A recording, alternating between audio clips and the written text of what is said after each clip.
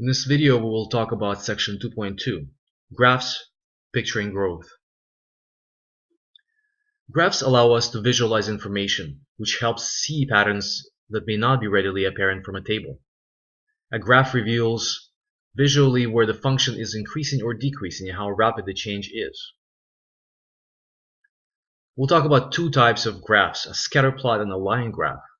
In the scatter plot, the graph consists of isolated points with each dot corresponding to a data point. Here a data point is an ordered pair with an x and y coordinate. To make a line graph, we begin with a scatter plot and join the adjacent points with straight line segments. For example, the running speed of ants varies with the ambient temperature. Here are the data collected at various temperatures. We have temperature and we have speed. Here, each column represents a coordinate in an ordered pair. Temperature is going to be the x coordinate, or the first value in the ordered pair. Speed going to be the second coordinate, or the y value in the ordered pair. First, we make a scatter plot of the data showing the speed as the function and the temperature as the independent variable. Then make a line graph using these data. To make the scatter plot, we'll plot the data points on the graph. If we look at the ordered pair, the first ordered pair here, and we can consult back to our table, see that the x coordinate is 25 and 6/10, and the y coordinate is 2 and 62/100, and so forth, right? So we create ordered pairs from the table and plot those ordered pairs as points on the graph. The horizontal axis is temperature, the vertical axis is running speed. Once we've plotted the points, once we've plotted the ordered pairs, we connect successive ordered pairs by a straight line. How do we interpret line graphs? The growth rate of data is reflected in the steepness of the graph. Steeper graphs indicate a growth rate of greater magnitude. An increasing graph indicates a positive growth rate, and a decreasing graph indicates a negative growth rate. The line graph in this figure shows the yearly gross income in thousands of dollars for small business from 2002 through 2011. Explain what this graph says about the rate of growth of yearly income. Here in the graph, the year is the horizontal axis, income is the vertical axis. In the previous slide, when we talked about an increasing graph, this is a graph that rises from left to right.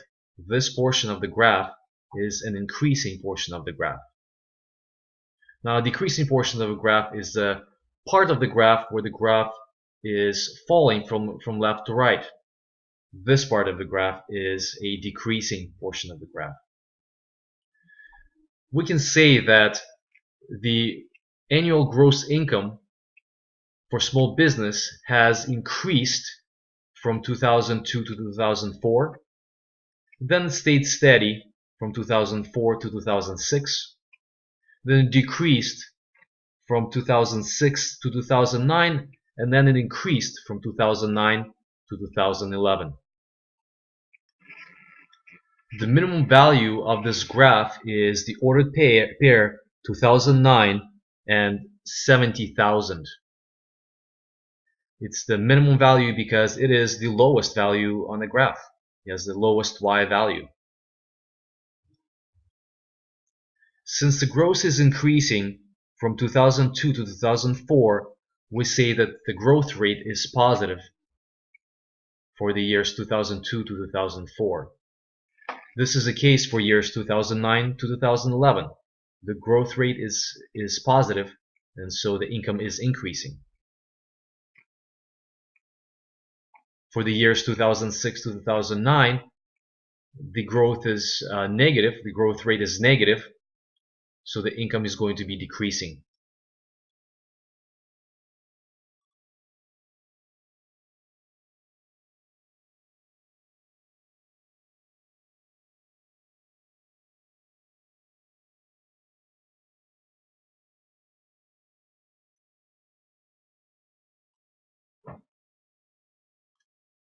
A smooth line graph is made from a scatter plot by joining data points smoothly with curves instead of segments.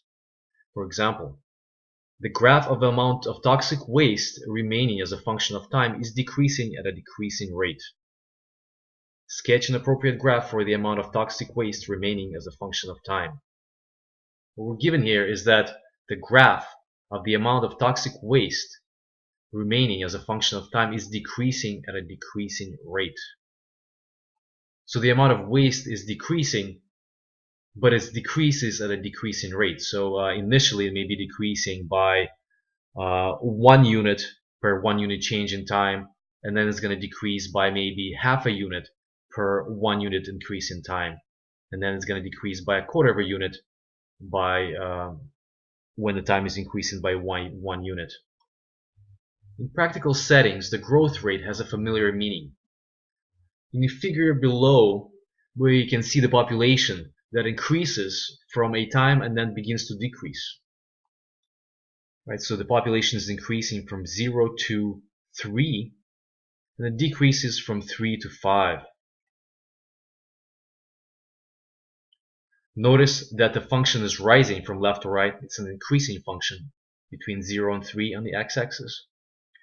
And the function is kind of a falling function. It falls from left to right for years between 3 and 5. The growth rate is positive in the year 0. Initially, the growth rate is positive, and remains positive until we reach year 3. In year 3, the growth rate is 0.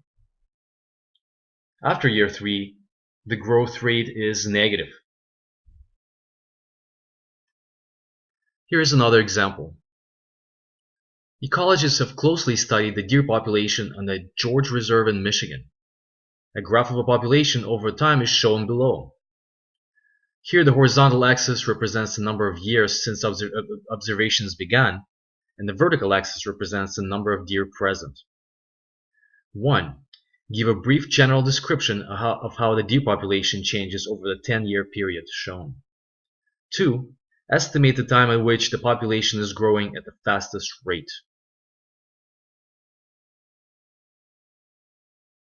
Here the x or the horizontal values are years. The vertical values are the population values. If you look at this function, the function is increasing from 0 to 10. So this is an increasing function, and that means that the deer population is increasing in these 10 years. It seems that the growth rate becomes 0 around year 10.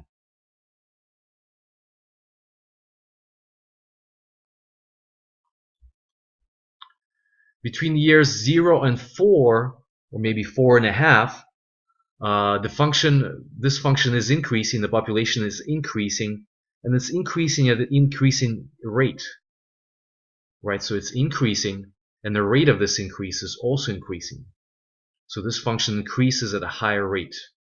So maybe the first year the population increases by maybe 100%, second year 150%, third year 180%. Then somewhere past this point here, the population is still increasing, but it's increasing at a lower rate, and this rate of increase is decreasing as we increase in time, as we move on to the right on the graph.